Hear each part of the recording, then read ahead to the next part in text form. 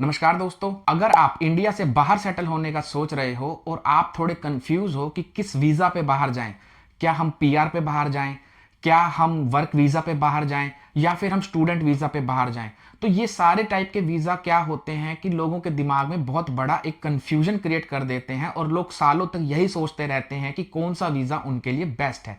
तो इस वीडियो में मैं आपको ये 3 वीज़ा से रिलेटेड काफ़ी इंफॉर्मेशन देने वाला हूं ताकि आपको डिसीजन लेने में कोई भी किसी भी प्रकार का डिले ना हो और आप ये समझ जाएं कि कौन सा वीजा आपके लिए बेस्ट रहेगा।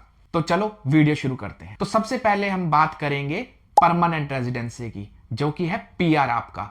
तो कुछ कंट्रीज क्या होता है कि आपको बाहर से ही पीआर को अप्लाई करने देते हैं। तो मोस्टली जो लोग इंडिया से बाहर जाते हैं वो कनाडा जाते हैं, ऑस्ट्रेलिया जाते हैं, न्यूजीलैंड जाते हैं पीआर के बेस पे। तो ये तीनों कंट्री क्या होते हैं, आपके स्किल्स को एसेस करते हैं और बेस्ड ऑन आपकी स्किल्स, आपकी एज, आपकी एजुकेशन, ये आपको एक पॉइंट बेस्ड सिस्टम के अंदर आपकी एप्लीकेशन को डाल देते हैं। तो वो आपकी एप्लीकेशन प्रोसेस की जाती है, 6 से 8 महीने के अंदर आपको रिप्लाई आ जाता है कि आप जो हो इलिजिबल हो या नहीं हो। मगर आप अप्लाई करने से पहले इन कंट्रीज में इनकी पीआर की वेबसाइट पे जा करके अपने स्किल्स को एसेस भी कर सकते हैं और उसके बाद अपना डिसीजन ले सकते हैं कि आपको पीआर अप्लाई करना है या नहीं, या फिर आपको पीआर बैठे बैठे मिलेगा या नहीं मिलेगा। फिर इसके बाद हम बात करते हैं वर्क वीजा की। देखो, वर्क वीजा एक बहुत ही पॉपुलर ऑप्शन है बाहर जाने के लिए, क्योंकि इस वीजा के अंदर आपके पास जो जॉब है वो कंट्री में एंटर करने से पहले ही आपके पास होता है। होता क्या है कि जो दूसरे कंट्रीज हैं जैसे ऑस्ट्रेलिया, न्यूजीलैंड, जर्मनी, यूके, वहां के जो एम्प्लॉयर्स हैं वो फॉरेन टैलेंट की बहुत कदर करते हैं और वो फॉरेन टैलेंट को हायर करते हैं वहीं से ही बाहर। जब वो हायर करते हैं उसके बाद वो आपको एक जॉब ऑफर देते हैं और आपको उस जॉब ऑफर के बेस पे जो है वर्क वीजा को अप्लाई करना होता है। तो मोस्ट केसेस में क्या होता है कि जो कंपनी है वही के वही आपके वर्क वीजा को अप्लाई करती है। तो कंपनी आपके वर्क वीजा को अप्लाई करती है, आपको जो सैलरी है वो कंट्री में पहले दिन से ही मिलना शुरू हो जाती है और कंट्री एकोमोडेशन, कार, ट्रांसपोर्ट में भी काफी आपकी हेल्प करती है। क्योंकि जब आप वर्क वीजा के थ्रू जाते हो तो आप जब वहां पे जाने के एक हफ्ते या पहले दिन ही हो सकता है कि आप ऑफिस ज्वाइन कर लेते हो, वहां से आपको बहुत सारी हेल्प भी मिल जाती है क्योंकि बहुत सारे इमिग्रेंट्स इन कंपनीज में पहले से ही काम कर रहे होते हैं। फिर तीसरे टाइप का जो वीजा है वो है स्टूडेंट वीजा। तो स्टूडेंट वीजा ज्यादातर यंगस्टर्स के लिए या फिर फ्रेश ग्रेजुएट्स के लिए बहुत ही अच्छा ऑप्शन है बाहर माइग्रेट होने के लिए। तो बहुत सारे कंट्रीज जैसे कि यूके, ऑस्ट्रेलिया, न्यूजीलैंड, जर्मनी, ये सारे कंट्रीज क्या होते हैं अपनी यूनिवर्सिटीज के अंदर फॉरेन स्टूडेंट्स को इनवाइट करते हैं। तो आप पहले एप्लीकेशन भरते हो, उस एप्लीकेशन में आप अपना प्रीवियस बैकग्राउंड इनको बताते हो, उसके बाद आपका एक इंटरव्यू होता है और इंटरव्यू होने के बाद आपको जो ये यूनिवर्सिटीज हैं एक ऑफर लेटर भेजती हैं।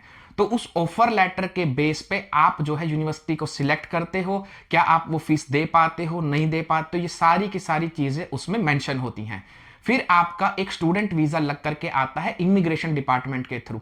बहुत सारे स्टूडेंट्स यहां पर ये कंफ्यूज कर जाते हैं, वो सोचते हैं कि जो वीजा है वो भी आपको यूनिवर्सिटी ही देगी, जबकि वीजा एक सेपरेट प्रोसेस है तो जिसके थ्रू आपको पूरा गो थ्रू होना पड़ता है।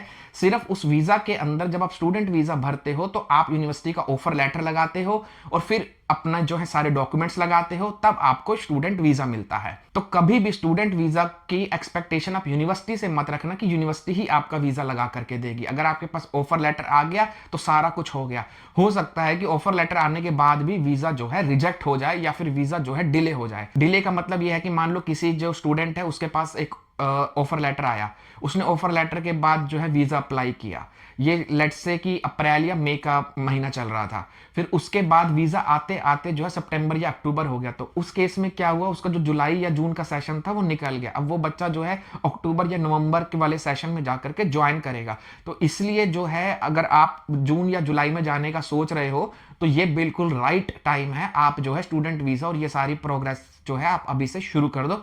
अदरवाइज आपका जो ये जून जुलाई का इनटेक है वो निकल जाएगा, आपको जो है अगले इनटेक में जाना पड़ेगा। तो स्टूडेंट वीजा से रिलेटेड मैं आपको एक चीज बता देता हूं, क्योंकि मैं कुछ वीडियोस को प्रिपेयर कर रहा हूं जिसमें आपको मैं बताऊंगा कि किस कंट्रीज में कितनी कितनी फीस है और कौन कौन से कोर्सेज जो हैं काफी अच्छे हैं। बेस्ड ऑन वो कोर्सेज के ऊपर आपकी जॉब लगने की जो चांसेस है वो काफी ज्यादा हाई हैं। तो इसलिए मेरे इस चैनल को सब्सक्राइब कर लो, क्योंकि मैं ये शुरुआत करने वाला हूं ऑस्ट्रेलिया, कनाडा और न्यूजीलैंड से, जहां पे मैं आपको सारी यूनिवर्सिटीज बताऊंगा, उनकी अप्रोक्सीमेट फीस बताऊंगा और वो वाले कोर्सेज बताऊंगा जिसमें जो है जॉब लगने के चांसेस काफी ज्यादा हैं। तो अब मैं आपको बताता हूं कि आपको किस वीजा पे जाना चाहिए। देखिए, अगर आपके पास वर्क एक्सपीरियंस अच्छा खासा है, अगर पॉइंट कैलकुलेटर में आप इन कंट्रीज की वेबसाइट पर जाकर के चेक करते हो कि आपके जो है पीआर के लगने के चांसेस बहुत हाई हैं, तो मैं आपको रिकमेंड करूंगा कि आप सबसे पहले जो है अपना पीआर अप्लाई कीजिए।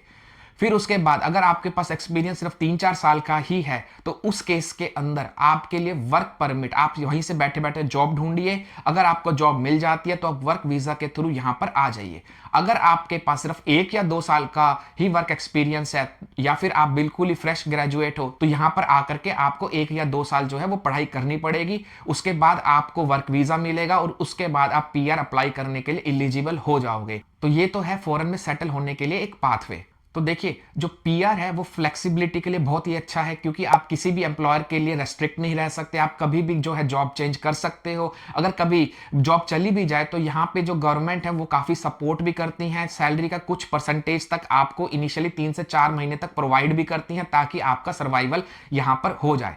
फिर अगर आप देखें क्विकली आपको कहीं पे जाना है, अगर आपके पास वर्क वीजा है, अगर आप इंटरव्यू क्रैक कर लेते हो, आपको जॉब कॉल्स आ रही हैं, आपका प्रोफाइल बैकग्राउंड बहुत ही अच्छा है, जो कि किसी नीश के ऊपर आप काम करते हो और यहां पर उन स्किल्स की शॉर्टेज है, तो वर्क वीजा से बेस्ट कोई ऑप्शन नहीं है, क्योंकि आपके पास पहले दिन से ही जॉब है। आप यहां पर आ गए 3 से 6 महीने में, या तो आपने जॉब चेंज कर ली, अगर आपके पास सैलरी अच्छी है आप उसी जॉब के ऊपर कंटिन्यू कर रहे हो, फिर आपने साइड बाय साइड पीआर का एप्लीकेशन अप्लाई किया, फिर आपके पास पीआर आ गया, 5-6 साल इस कंट्री में रहे, आपके पास सिटीजनशिप आ गई और आपकी पूरी की पूरी लाइफ जो है वो अब सॉर्टेड है।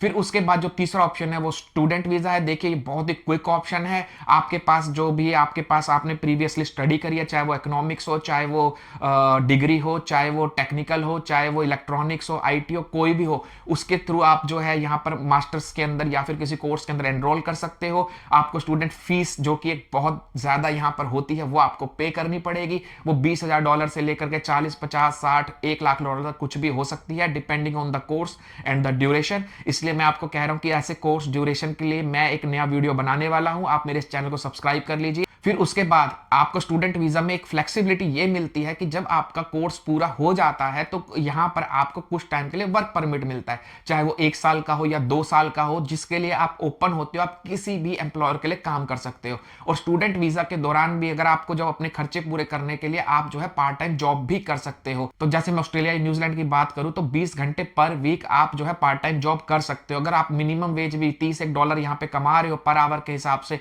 तो 20 × 30 आप मल्टीप्लाई कर लीजिए, इतने डॉलर जो है आप कमा सकते हो और साथ साथ आप अपनी पढ़ाई भी कर सकते हो। तो मुझे लगता है अब आपको क्लियर कट आइडिया मिल गया होगा आपके लिए कौन सा वीजा बेस्ट है। मेरे इस वीडियो पे कमेंट करो। अगर आपको किसी वीजा या किसी कंट्री से रिलेटेड आपको इंफॉर्मेशन चाहिए तो मैं उस पर वीडियो बना करके पोस्ट करूंगा, नहीं तो मैं कमेंट में आपके क्वेश्चंस का भी रिप्लाई करूंगा, क्योंकि मैं कमेंट्स को देखता हूं और हर 2 दिन के अंदर मैं सारे कमेंट्स जो भी अनरिस्पॉन्डेड होते हैं उनके रिप्लाई को करता हूं। अगर आपको 1-to-1 कंसल्टेंसी चाहिए तो आप मुझे ईमेल भी कर सकते हो। मेरा ईमेल आईडी जो है इस वीडियो के डिस्क्रिप्शन में है। तो चलो मिलते हैं नेक्स्ट वीडियो में, जहां पे मैं कंट्री वाइज आपको स्टूडेंट्स की फीस भी बताने वाला हूं।